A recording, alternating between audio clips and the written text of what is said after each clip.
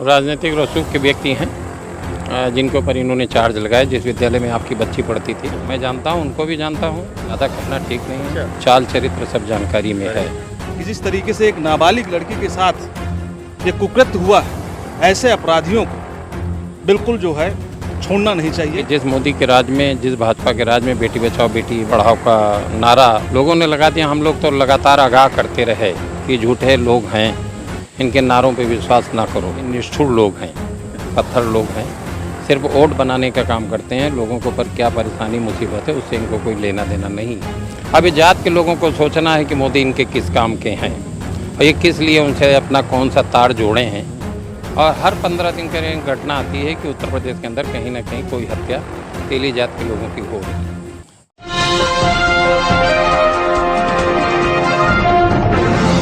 साथियों नमस्कार, मैं हूं नीरज पटेल और आप देख रहे हैं नेशनल जनमत। इस समय मैं इको गार्डन में हूं। ये जो शख्स आप देख रहे हैं, इनका नाम है जसराम राठौर। न्याय की गुहार लगा रहे हैं, दर दर की ठोकरें खा रहे हैं। इनका कहना है खेती किसानी में पाई पाई जोड़कर जिस लड़की को पढ़ने के लिए लखनऊ के एक स्कूल में, क्या नाम था स्कूल का? SR ग्लोबल BKT लखनऊ, जो कि पवन सिंह चौहान MLC हैं BJP से, उनका स्कूल है।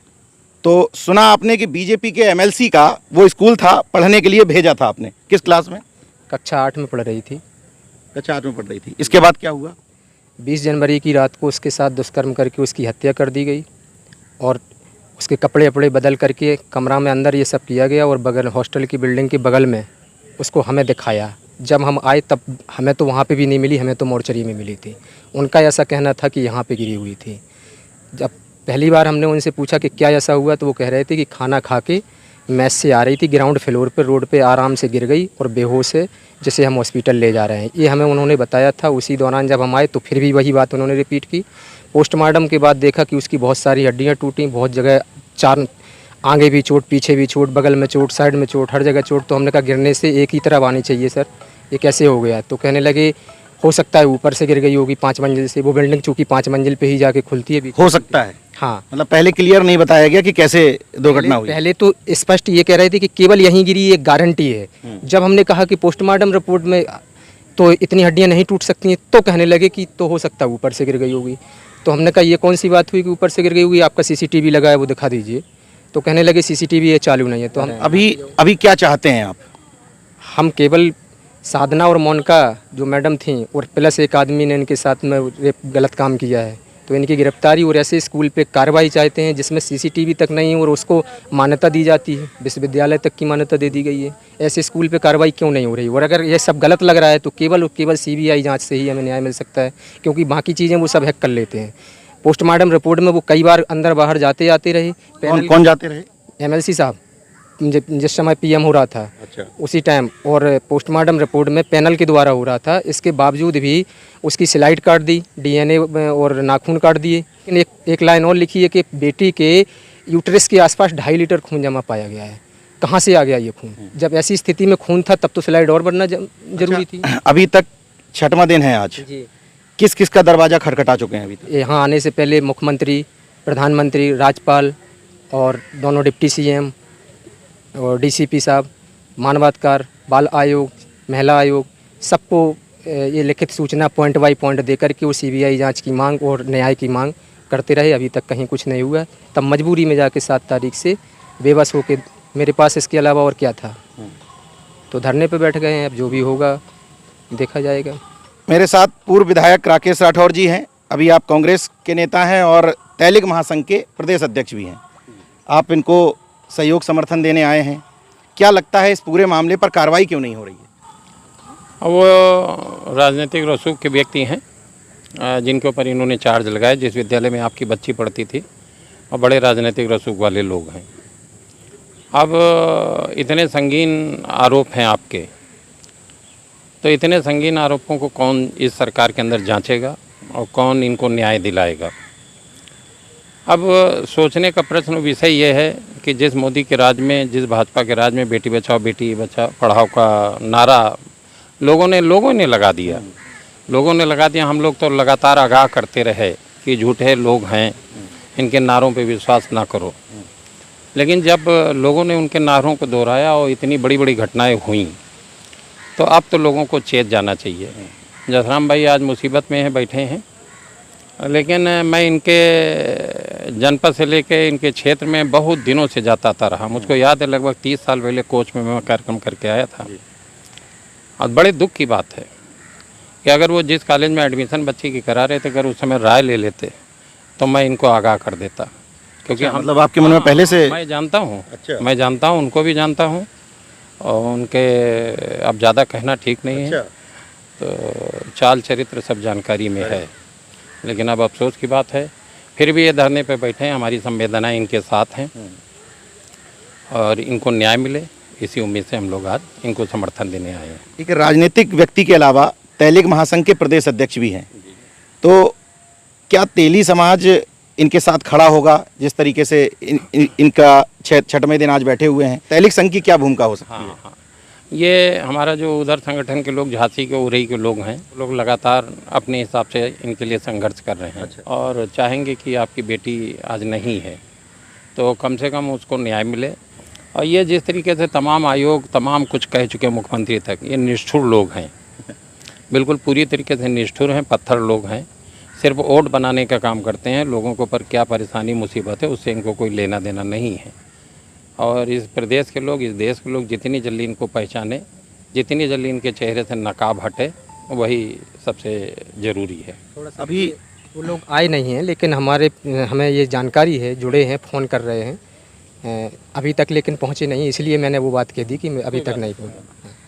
अभी बातचीत में एक आंकड़ा आप बता रहे थे, कुछ आंकड़ा आप बता रहे थे, क्या क्या फिगर है वो? मुझको ये मोदी का अभी कल शायद 9वां वर्ष मनाया गया है, बड़ा जश्न मना रहे थे और पूरे देश के तेली जात के लोगों ने अपना मान लिया। बड़ी हास्यास्पद स्थिति है।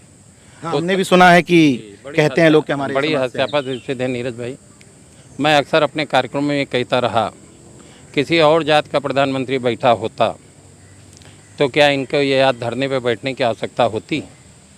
अब तक कार्रवाई हो चुकी होती और जो लोग दोषी होते हैं सलाखों के पीछे होते हैं। अब ये जात के लोगों को सोचना है कि मोदी इनके किस काम के हैं और ये किस लिए उनसे अपना कौन सा तार जोड़े हैं कि जो आदमी जिसके कार्यकाल में इतनी बुरी तरीके से पूरे उत्तर प्रदेश भर में हत्याओं की श्रृंखला हुई। मेरे पास तो हर 15 दिन में एक फ़ोन आ जाता। अभी सुबह सांडी से फ़ोन आया था कि जात के लोगों को किसी दूसरी बिरादरी के लोगों ने बुरी तरीके से मारा, एक मरणासन है। और हर 15 दिन का घटना आती है कि उत्तर प्रदेश के अंदर कहीं ना कहीं कोई हत्या तेली जात के लोगों की हो रही। अब लोग अपना मानते हैं उनको और उसके बाद ये न्याय हो तो फिर अब यह हास्यास्पद स्थिति है। कांग्रेस पार्टी के उत्तर प्रदेश के प्रदेश प्रवक्ता डॉक्टर अनु पटेल जी हैं, आप यहाँ इनको समर्थन देने आए, लगता है कि इनको न्याय इंसाफ मिलेगा? जो भी घटना हुई है एक बेटी के साथ, वो पूरी तरीके से अक्षम्य अपराध हुआ है। मुझे वर्तमान में जो मुख्यमंत्री हैं उनसे उम्मीद है कि शायद वो न्याय करें, क्योंकि वो न्याय की बात करते हैं कि इस देश में, इस प्रदेश में लॉ एंड ऑर्डर जो है अच्छी तरीके से चल रहा है। मुझे उम्मीद है कि वो लॉ एंड ऑर्डर यहाँ पे भी दिखने को मिलेगा। सिर्फ उम्मीद की बात कर सकता हूँ और मेरी संवेदनाएं हैं कि जिस तरीके से एक नाबालिग लड़की के साथ ये कुकृत्य हुआ है, ऐसे अपराधियों को बिल्कुल जो है छोड़ना नहीं चाहिए। आपको क्या लगता है कि वो स्कूल अगर बीजेपी यानी कि सत्ता पक्ष के एमएलसी का ना होता तो इनको इस तरीके से परेशानियां होती? अब तो सारा चीज़ सामने आ ही गया है।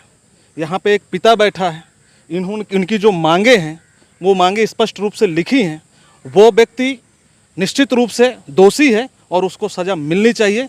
और रही बात तो सत्ता की, मुझे लगता है कि योगी जी जो अपने को बियॉन्ड बोलते हैं कि हम सबका ख्याल रखते हैं, तो उस हिसाब से जो है उस अपराधी को सज़ा देनी चाहिए और इनकी बेटी के साथ न्याय करना चाहिए। आपने बार बार ये कहा कि सीबीसीआईडी जांच के लिए कहा जा रहा था, लेकिन आप कह रहे हैं कि सीबीआई इंक्वायरी चाहिए। स्टेट की जितनी भी एजेंसी हैं इनमें भरोसा क्यों नहीं है आपका? भरोसा मेरा इसलिए नहीं है कि पुलिस वैसे सोचा जाए तो 100 फुट गड्ढे से ये भी अपराध निकाल लेती है, अगर चाहे तो। चाहे या स्वतंत्र रूप से हो, तब जब ऊपर से वो इतने रसूखदार हैं, पावरफुल हैं, सब सारी चीज़ें उनमें, हर तरफ की सक्षमता उनमें है, पैसे की, शारीरिक की, सामाजिक की, तो वो किसी भी ना किसी भी तरीके से स्टेट लेवल की एजेंसियों को हैक कर लेते हैं। इसलिए वो हो नहीं पा रहा न्याय। तो चाहे वो स्टेट लेवल की सीबीसीआईडी हो, वो चाहे पुलिस हो, चाहे एसआईटी हो, वो कहाँ हमें न्याय दे पाएगी। आप उत्तर प्रदेश के डीजीपी से भी मिले, क्या आश्वासन दिया उन्होंने? अभी हमारा ज्ञापन ले लिया तो क्या ज्ञापन ले लिया? हमने ज्ञापन यही दिया था कि हमें केवल सीबीआई चाहिए। तो उन्होंने एप्लीकेशन ले लिया था। ले लिए। तो लगता है आपको कि इंसाफ मिलेगा इनको? मिल जाए तो अच्छा है। उम्मीद कम है। जी, उम्मीद कम है। आज इस धरना प्रदर्शन को 6वां दिन हो गया है और देखिए कि इंसाफ के साथ कितने लोग खड़े होते हैं। अभी अन्य संगठनों के लोग भी आए इन 6 दिनों में। हाँ, कल भीम आर्मी वाले लोग आए थे। अच्छा। और 2 दिन पहले एक एफवा करके महिला संगठन है, तो उनकी जो क्या नाम से निष्ठ करके हैं मैम बहन जी, वो भी आई थी। और वो 15 तारीख को उन्होंने हमारे पास लेटर भेजा है कि मतलब हम 15 तारीख को इसी में बीकेटी में तहसील स्तरीय धरना दे रहे हैं और यही मांग रखेंगे कि मतलब सीबीआई की जांच। माफियाओं और अपराधियों को मिट्टी में मिला देने की बात करने वाले सीएम के राज में एक पिता इंसाफ की गुहार लगा रहा है। वो कह रहा है कि हमारे पास सारे साक्ष्य मौजूद हैं। मैं भी नेशनल जनमत के माध्यम से योगी जी से निवेदन करूंगा कि कम से कम इस मामले की किसी भी एजेंसी से जिस पर इनको भरोसा हो, निष्पक्ष तौर पर जांच कराई जाए। और अगर स्टेट एजेंसी पर इनको भरोसा नहीं है, क्योंकि इनके अनुभव पहले कटु रहे हैं, तो रिकमेंडेशन करें और सीबीआई इंक्वायरी दे करके एक पिता को इंसाफ दें। देखते रहिए नेशनल जनमत, जागरूक और सजग बने रहिए। जय विज्ञान, जय संविधान। शुक्रिया।